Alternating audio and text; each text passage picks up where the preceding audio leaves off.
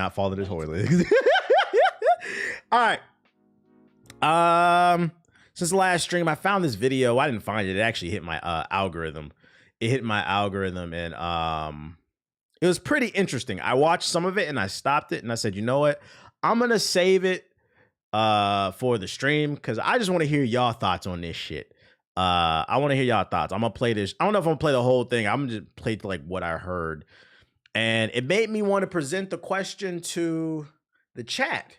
Should we be worried about Wukong based off of what we heard? Because ever since this game was announced, it's been nothing but hype for it because of the way it looks. It's a game that's clearly pushing the Unreal Engine 5 to its limits. But one of my not a critique, but one thing that I have always said about this game is it does look good. But the one thing we got to pay attention to is this is this studio's first game they've ever made.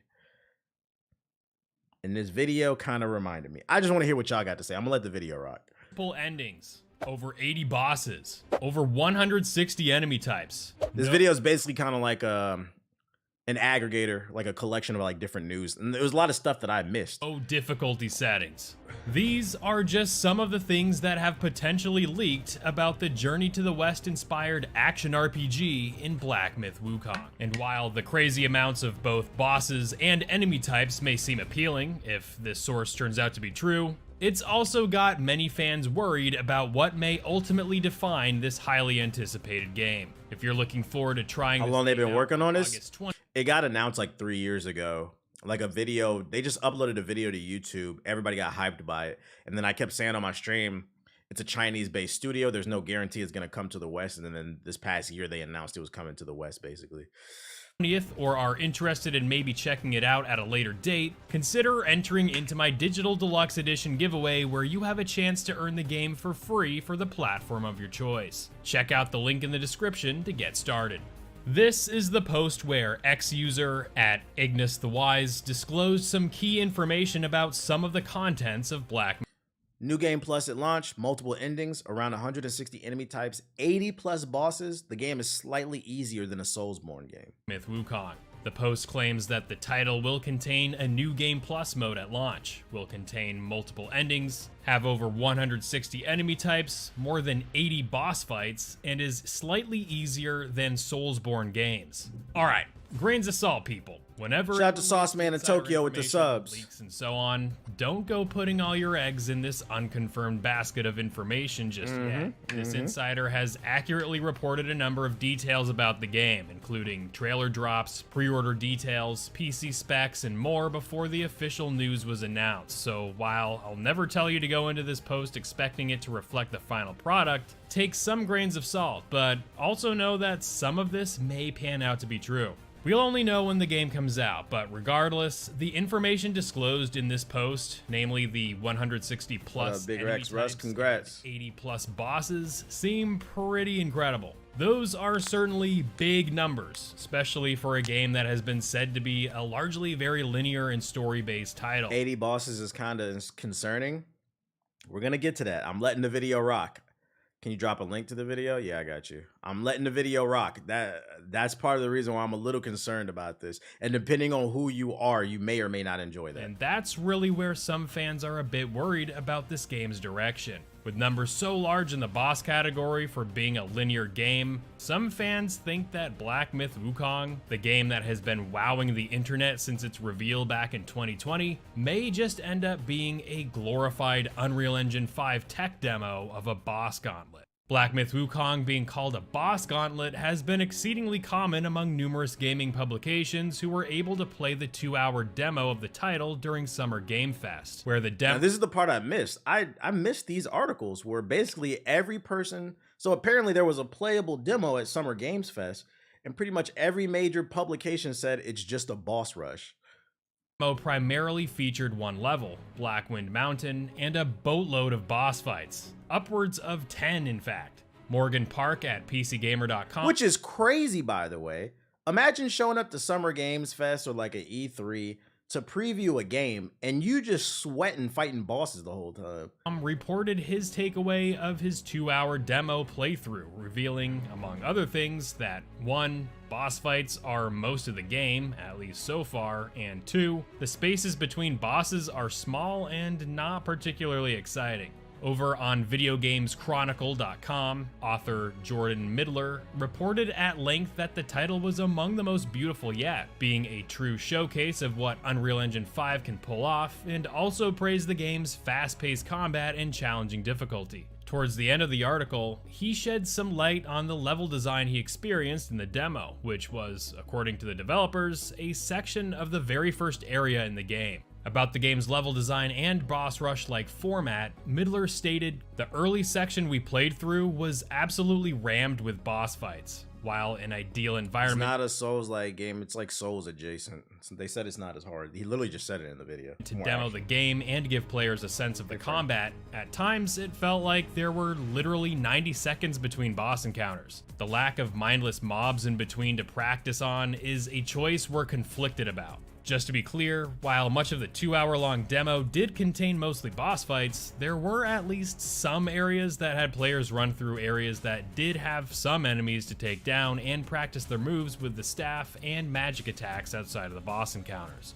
VG247's article on the game actually discussed a poison swamp the players had to traverse through, complete with the health-chipping poison status ailment, alluding to a potential expansiveness and level design that could be encountered ways into the game. While these areas were quite brief in a demo riddled with plenty of boss fights, and according to the journalists who played it, great boss fights at that, Rock Paper Shotgun's Ed Thorne actually questioned Black Myth Wukong developer Game Science whether or not they would classify their game as a boss rush, and Game Science responded with a resounding no. "So yes, we indeed have a lot of bosses," said Game Science. "What you played is the chapter 1 of this game, and when we designed this chapter, we wanted the players to be able to ease into..." So then my question is, when you demoed the game to the press, why did you just make them fight bosses only?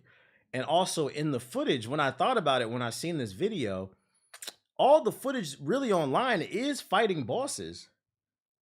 And depending on who you are, if that really is the case and they're lying, let's pretend like it is a boss rush, that's going to be an acquired taste. I feel conflicted about that. And that's why I saved this video for the stream. I wanted to bring it up and see what the chat had to say. I feel like that might be mentally taxing. Because one dude said in his article, in this video, he said it was like 90 seconds between each boss. That sounds kind of fucking annoying to me. I feel like one of the reasons I really like Elden Ring is there's a good amount of time between each boss. You're exploring, learning the lore of the world, talking to NPCs. It sounds like mental exhaustion, like just always on go. And then if I started paying attention to the gameplay in the video and pay attention to it, I knew it was more linear, but it looks super linear. Like there's nothing going on in the environment. And then you got to question, if it is mostly bosses, how creative are those bosses? Of the 80 bosses, how many of them are variations? Are we going to fight a red and then a purple monkey? You see what I'm saying? I'm going to question the creativity. Is it going to be 80 unique bosses or 10 unique bosses and a bunch of just variations and shit like that? So that's why I brought this video up. Just so I'm like, I'm not going to put it in red, but now I do have some questions.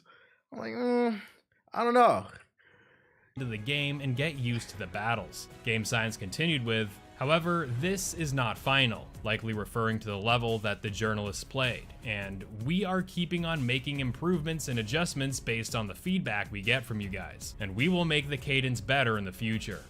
Like, I feel like you get a sense of satisfaction in Elden Ring when you beat a boss and then a new area opens up and you get to explore, find new gear, fight mini bosses, learn lore, story. And then it leads to another boss. There's like a downtime where you get to take things in, and also you get to take in the victory.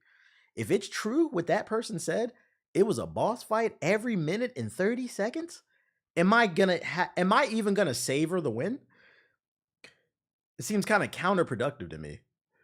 Shit seems almost a little too linear. Purpose of this comes down to the combat. Players to experience different. Yeah, how matter of fact, how deep is the skill tree?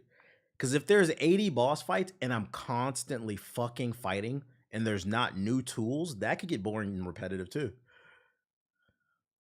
Yeah, like, almost like a TikTok style game.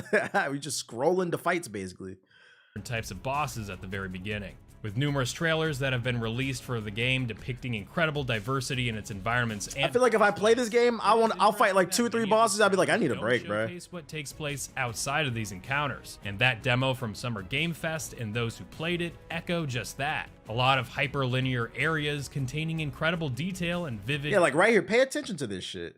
Like I never really noticed it in the gameplay until he brought it up. Just that. A lot of hyperlinear. But a lot of the gameplay is just running down straight lines. And like they're saying it's not, but it kind of looks like a boss rush. Your areas. And that doesn't make it bad, but I will say that will make it an acquired taste. Containing incredible detail and vivid, dramatic landscapes designed to funnel the player. Like you mean to tell me you made a game about the Monkey King and we ain't doing no type of platforming? He's a fucking monkey. Like, he's a fucking monkey. We should be doing cool ass shit, backflips off of buildings and shit like that. Exploring. The game's main focal point, the boss encounters. Like that would be a crazy gameplay design. Linearity, pointing out that while the game certainly felt like a linear boss rush, that the level in the demo was like look at the level design, very linear. There's nothing going on once you get, and I think what happened is I think we all got captivated by the visuals because it is pretty, but if you actually look at the layout, there's nothing going on. In such a way that spoke to this game's unique strengths. Wukong's forests, with their bamboo groves and undulating tracks, felt laid out in a way you'd expect from a real-life walk, lending its relative linearity a strange sort of authenticity. A sense that you were exploring carefully selected portions of space, where the wider world was at once there and just beyond at the same time. Again, I think some of the best video game worlds are those you can't explore. Honestly. Nah, it didn't ruin my excitement. I'm still excited to play this game day one, but I do feel like after watching this video and learning more info, I'm gonna dial it back and just have no expectation. I had an expectation for game of the year. Now I'm gonna go into it with no expectations like I normally do and just, hope for the best, I guess. I'm somewhere in the middle about it now. Spaces were a relief, as they kept me motoring towards an endlessly exciting sequence of boss fights. In my previous video covering Black Myth Wukong, we explored the many ways that this title is not a Souls-like, a genre that this game is often... That's the gist of the video. But that's the gist of the video, like what I watched and I wanted to put out there. Yeah, that's how I already felt iffy on the details that's coming out about this game. And like I said, that was always the one yellow flag that like I spotted about this game is like it's this studio's first game, and like whether people realize it or not, you can't get too excited about graphics. Experience does matter. So like I'm still gonna get it day one. Don't get it twisted. I'm still gonna get it day one, but I'm gonna lower my expectations for this one. I'm gonna lower because I'm not gonna lie. If it is a boss rush, that might kind of turn me off. I don't want to get on this stream and fight 20 bosses in an hour. I don't. That doesn't. It might sound fun to some people, but for me, that sounds mentally exhausting. You could be the tester for us, probably. Still a physical copy? No, there's no physical. There's only digital for this joint. There's only digitals for these joints. Shout out to Fun for My Life. What if they're not as hard as Elden Ring bosses, though? I'd actually argue that might make it worse. Hear me out. If the bosses are not difficult or like some level of challenge, then you get no sense of satisfaction from it.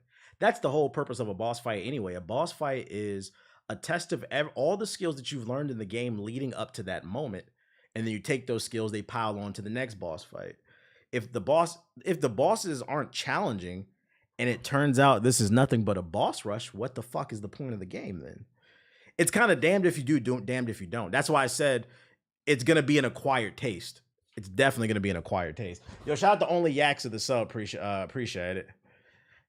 80 straight millennials, though? Yo, that sounds horrible. I'm not going to lie. That sounds horrible. Like 5 medium mini bosses and then one really hard one would be a good grace. I hope there are like some mobs of like enemies and there's just other stuff to do, like platform and like explore. I hope it's just more than running down a corridor and fighting. The comments are saying every boss is unique. Don't know if that's true. Who gives a fuck what the comments have to say? None of these niggas played this game. Remember, guys, 60% of gamers don't play new games. Play games that are 6 years or older and are free to play.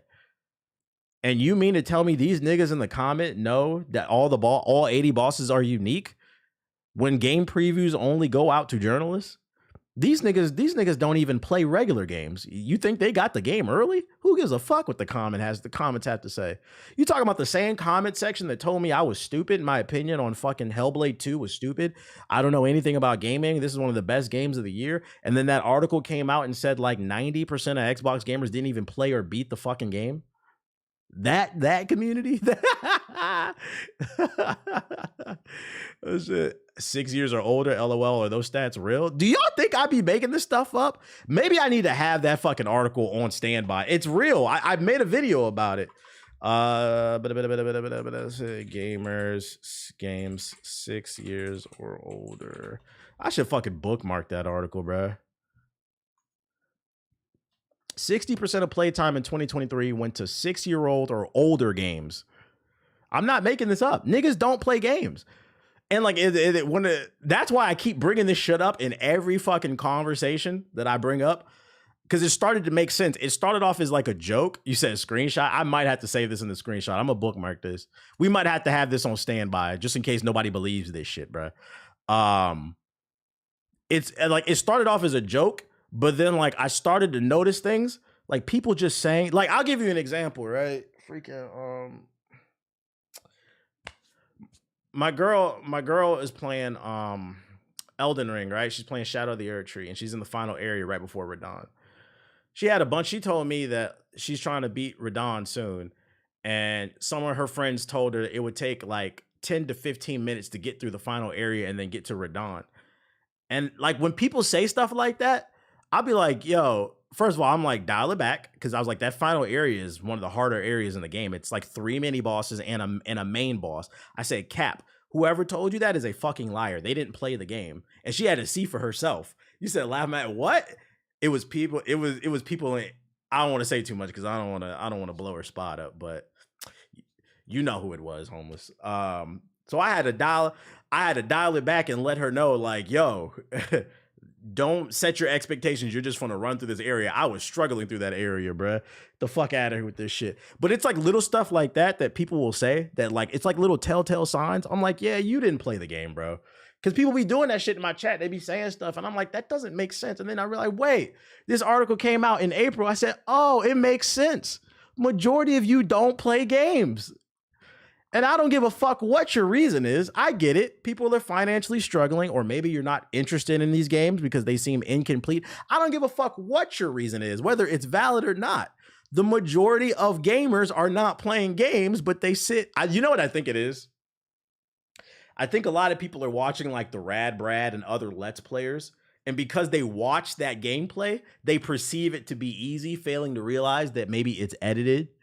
So then like, oh yeah, you could just get to this area like in 10 minutes. No. They edited it down to 10 minutes. You didn't play it though. You don't know. I think that's what it is. People are watching Let's Plays and then going and trying to give other people advice.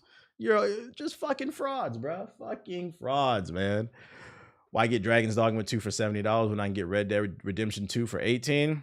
Well, I mean, pick your poison. You're either going to fall asleep in the beginning of Red Dead Redemption 2 or the end of Dragon's Dogma 2. Pick your poison, bro. The Mickey Mouse infestation, is that what we call it? Yeah, shout out to Rad Brad. So he's like, is that real? Yes, this is real, bro. Feel free to look. Here's the link to the article. This is why we started checking niggas' achievements. We are achievement checking now. We are on fraud watch. Everybody's an Elden Lord. Nah, according to the achievements, only 30% of y'all beat Millennia. You are not an Elden Lord. People see YouTubers beat Elden Ring bosses on the first try and not realize it's an edited video. I'm saying, modern ghost towns, man. Bunch of Celtics players, Mickey Mouses. We checking trophies, man. We checking trophies. Let's get back to this news though. So like now you understand higher power. I'm not joking. When you hear me reference it in a video or on stream, I am referencing that it is a 100% factual stat. And then an even crazier stat, I don't know what the source of it is, but there was an article we read a couple weeks ago. It was a former CEO, I think, of Rockstar or something, where he said that of the 40% of people who are playing new games, which qualify what they qualified as a new game is, which by the way, it's not this year. A new game is 3 years or less. So a 1 to 3 year old game. Of the 40% that are playing new games, he said only like 30% are beating them. So there's still a 70% that are playing of that 40% that are not even beating the game. Shit is crazy. The level of fraudulent that's going on. Add me to that 70% that beat Millennia. I actually packed her up. No. Only 30% beat Millennia. 70% didn't. 30%. Absolutely crazy. I question that stat though, because he didn't give a source on it. It was a CEO of a company, but he didn't give a source on it. But I was like, that's a very interesting stat. That's why achievements are so important. Exactly. I want achievements on Shadow of the Erdtree. Niggas was coming in here while I was fighting Radon talking about you just got to stay behind him. You didn't fight him. That nigga's always moving. How am I going to stay behind him? You just got to heal. You didn't play him because the nigga damn near never lets you heal. You have to play the first phase perfect. What are you talking about? Charge your heavy attacks. You didn't play him. I don't want to hear it. Didn't they say you needed to beat the game again to get the real meaning or some shit? I don't know. Let's talk Smash Bros. Head of Smash Bros. Development Sakurai discusses the benefits of patching games from a developer's perspective. YouTubers make a career out of platining games now, so there's achievement hunters out there. That's been a thing for a while. Super Smash Bros. Ultimate receives a number of updates after it was released, though many of those updates were made alongside character releases. Patch 13.1.1 was a standalone patch that provided the final set of fighter adjustments. Of course, there are many fans that have hoped that the developers would be able to continue supporting the game for about a year or so after the final DLC Combatant Sora was released. In a recent video, Sakurai talked about the benefits of providing these sort of updates. Early on, he noted that it would be ideal if games were perfect upon release, but this isn't really feasible in the modern era considering that games have become, as described by Sakurai himself, 100, 1,000, or even 10,000 times more complex than games from the past. Ultimately, the developers themselves end up having a very little time to actually play the finished games during the window in which a game is ready and before it's released. They don't get a lot of time to do Q&A and testing, basically. They only have enough time to make the game and hope it runs okay. But not enough time fine-tuning and tweaking. Every time a single bug is fixed, the team technically has to double check everything to make sure that there weren't any side effects. Right. Because I mean, you see it. 2K is a prominent problem with that shit. 2K will drop a patch. It'll fix one thing and break 5 more things. So that's true. Although I just think they're lazy. I don't know about Nintendo though. As a result, the fan base is more likely to identify problems that need addressing than the quality assurance team. This is simply because a game like Super Smash Bros. Ultimate will be shipped to millions of fans around the world. Once this happens, it's typically for a video game depicting the problem is uploaded, which allows the game developers to address the issues in a future update. So we're the testers, pretty much. Finally, Sakurai mentions how balance tweaks and quality of life changes are just an extra bonus that developers can work on while also developing things like DLC fighters. However, from a business perspective, it's generally better to have much of the team move on to another game once a project is shipped. Basically, we need to make more money. I don't agree with what he's saying. Like, I half agree. I understand that like stuff is there's more moving pieces, but I also think a bigger issue compared to the early 2000s, 90s, and 80s gaming is the publishers are much more pushy. Like, we can't underplay that. Like, it's almost like he's trying to push it on the consumer. The consumer wants more than ever, and it's hard to create all this content and balance it all and make sure it's fair. That's true. But let's not also act like the publisher is the publisher's the one that set the date. You need to release it here. It's more of a sticky situation. The truth, I think, is somewhere in the middle. When in reality, I don't understand why these publishers don't give them more time. From a design standpoint, there's just so much going on in the game that it's hard not to break anything. Yeah, pretty much. I mean, isn't that an accurate assumption to make, though? You talking about like it being harder? Yeah, that's what I'm saying. I feel like it's half true, but I also think it's true that the publishers are pushing too much on them too. It's coming all from both sides. The suits want to make a shit ton of money. I mean, think about all these games. Like, think about the finals when it launched, right? The finals had more in the battle pass and inside of its fucking store than it did gameplay. So that might be more true from the Nintendo side of things, but if we look at gaming from a whole, I feel like the suits are more to blame. The finals is always tries. I like the finals for a moment. It just lacked content. It lacked content. Stop releasing a trailer 3 years before it's yeah. Don't blame us. You, Nintendo, you the one that put out that Metroid 4 trailer like fucking 10 years ago. Don't get mad at us because we got high expectations. Figure it out. Y'all the ones that announced it. Yeah, the shareholders, the suits, the shareholders, it's all the same shit. It all falls under the same umbrella. What up, Lil Che? Elder Scrolls 6. Been saying publishers and investors are ruining games, and it's why BG3 was so good. Yeah, BG3, they did a lot of testing. They had early access and they took a lot of feedback from the community. It probably goes back to the Harada tweet, businessman runs things, not the devs. Yeah, and I don't know how we get ourselves out of this situation. We reached a point where gaming has gone mainstream. Like, it feels like the 90s and early 2000s was kind of like that golden era of hip hop where people were just making what they wanted, but they still were getting backing from corporations. But then they started making so much money, things changed, and now everybody's stuck in a 360 deal. Like, all these developers are stuck in 360 deals where they got to do what the publisher says, or they can't make their game. They were also working on it for a long time instead of rushing sales. Shit's crazy. Star Wars Outlaws was inspired by Mass Effect 2 story and Assassin's Creed Odyssey's map. This part caught my attention. I said, yep. I said, don't do that, Ubisoft. Don't do that. You setting yourself up for failure. Star Wars Outlaw was inspired by Mass Effect 2. Okay, buddy. I just want to read the Mass Effect part. Where's the Mass Effect part? I don't give a fuck about nothing else. Oh, shit. Let's see. Massive use, Mass Effect 2. When discussing Outlaw's plot, highlighting Kay looked for a team to perform a huge space heist in her plight to remove the Zarek Besh crime syndicate's death mark over her head.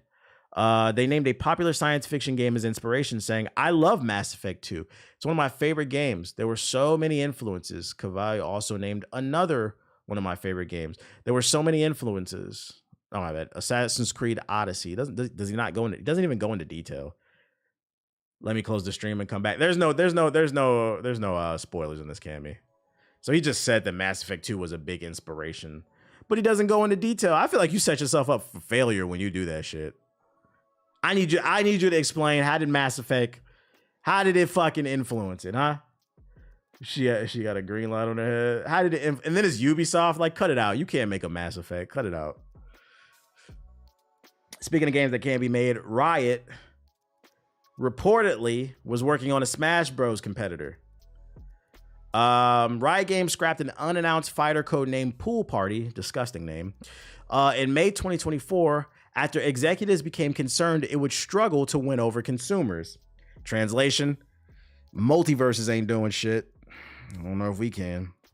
If they don't want Bugs Bunny and fucking Batman, I don't know if they want Master Yi.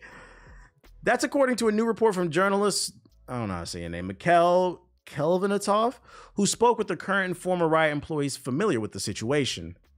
Project Diddy Party, chill. It's claimed around 70 to 80 staffers were developing the project, which is envisioned as a platform brawler set in the League of Legends universe.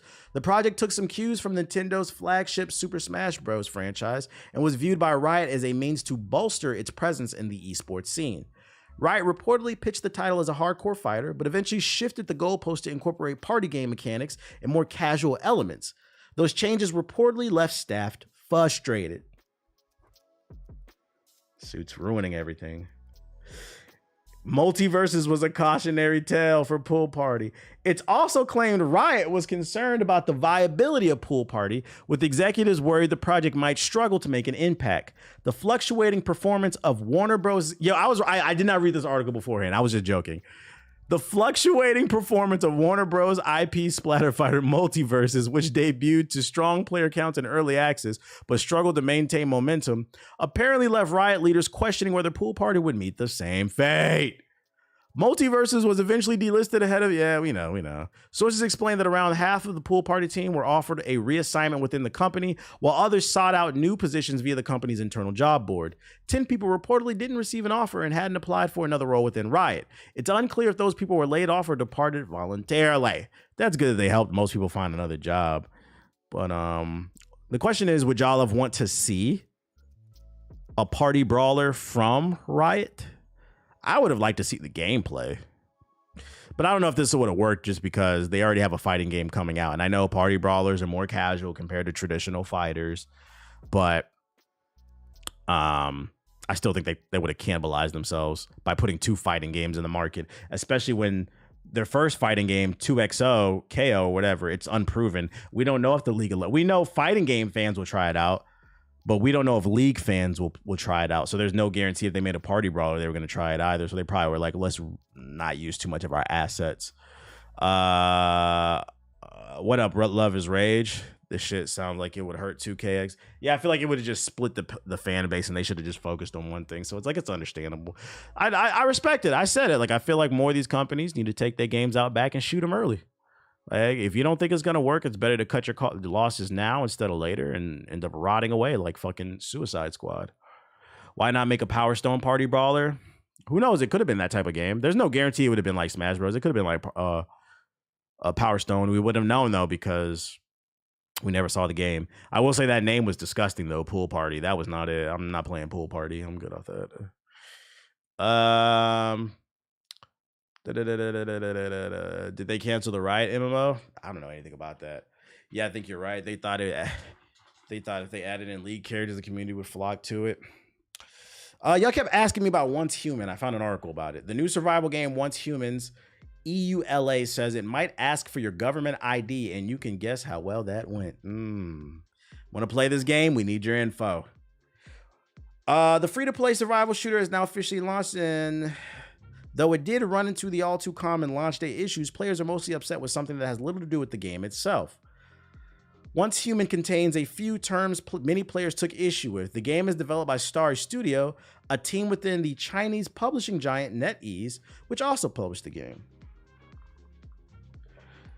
Also spotted by Games Radar, the game's privacy policy seems to be a little too far-reaching compared to those found in most games. Compared to most you found in other games.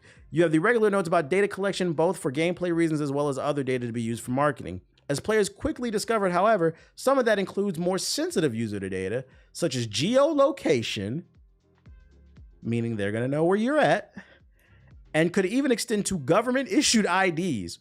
What many players also found alarming was how NetEase may rely on other sources to collect said data, meaning the information doesn't strictly come from playing the game.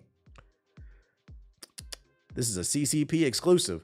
As many of the game's negative reviews on Steam point out, the fact that NetEase is able to collect user data outside the game, such as, why did Steam allow this? Could allow it to build more robust profiles on every player. The data could then be sold to advertisers, never mind the ethical and privacy concerns. Fuck the advertising. People always talk about advertising. What about my ID? I don't want you having my ID and my location.